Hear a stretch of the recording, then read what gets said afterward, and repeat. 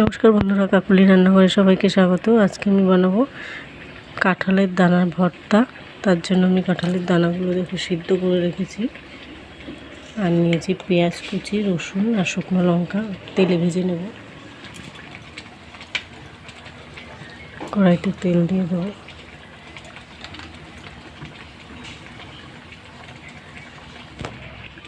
দেবো একটু কালো জিরে। পেঁয়াজ রসুন লঙ্কাটা একসাথে ভেজে নেব। পেঁয়াজ রসুন শুকনো লঙ্কা দিয়ে দেবো,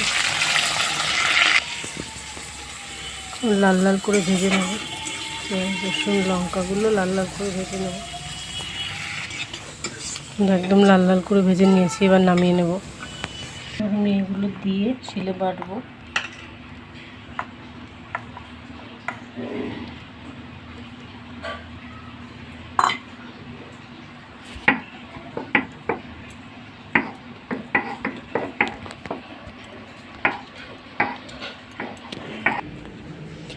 শিলে আমি সবগুলো বেটে নিয়েছি একসাথে। এবার দেবো একটু কাঁচা সর্ষের তেল,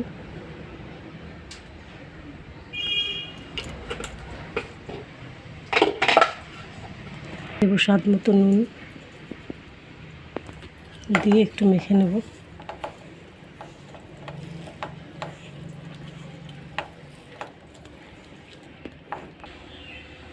বন্ধুরা কেমন হয়েছে অবশ্যই জানাবেন, সাবস্ক্রাইব করে পাশে থাকবেন। আজকের মতো টাটা।